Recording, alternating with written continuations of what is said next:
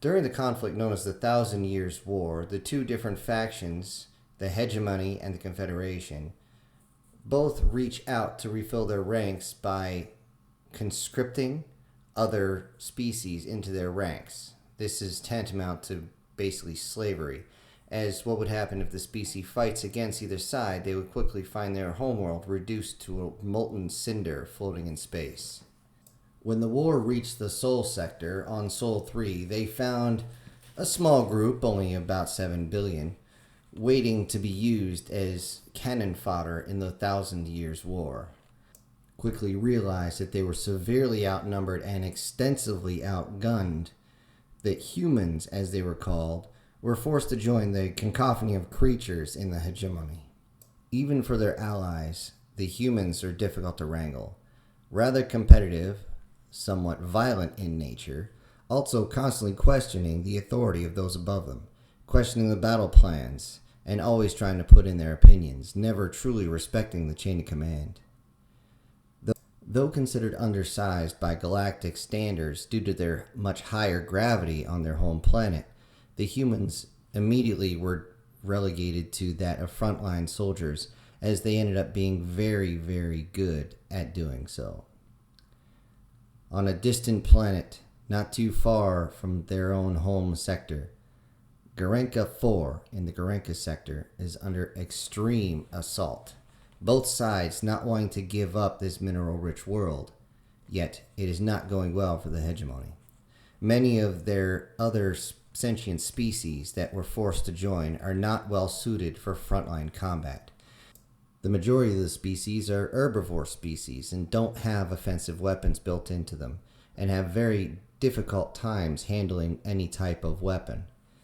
Even the predators have time handling weapons, as they are mostly ambush predators and do not have the ability to chase down and continue the assault after the initial barrage. Humans, on the other hand, were noted to keep going over and over, continuing the fight long ahead of their peers. However, this fight was definitely not going in their favor.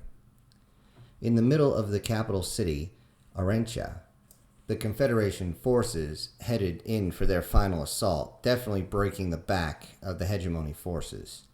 In this amount, they found one small block was difficult, if not impossible, to take. Their commander demanded that an entire platoon of their best operatives be sent in to clear this area. Less than a single planetary rotation later, it was noted that there was no more conflict coming from that area, but their own operatives, or if you want to call them commandos, were nowhere to be seen, and if not, radios back. It was believed that there was an even larger force in there. However, reports only said there was one human, only one, had ran into this area after his own allies had been destroyed, and any left had abandoned him by surrendering.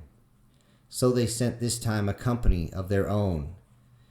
This came out to several hundred of some of their best frontline soldiers went in, and the shots and screaming could be heard for even half a kilometer away, as flesh was ripped from skin, bones were broken, and heads were even cleaved clean off. And yet, as everything calmed down and went silent again, there was no radio traffic. This time their chain of command was not messing around. They called up their Marines, their armored Marines, and they told them to storm the area and take out any of the hegemony forces they find. Extra reward would be given for the one who brings back the human's head. As they stormed into the area, they could hear weapons fire, metal mashing against metal, piercing of flesh, piercing of walls. Entire buildings began to crumble in certain areas as the fighting was fierce. Yet no one could see, as the buildings themselves covered the advance. The amount of dust that came up made it impossible for thermal sensors to pierce through. And two of their own Marines came back, one missing an arm and another one limping as he desperately tried to run on those remaining appendages. He ran straight up to the chain of command, and the commander simply said, "Report." The Marine looked up and said, "No, Commander, they have it wrong. Our intel was wrong. There wasn't one human soldier there. There was two!"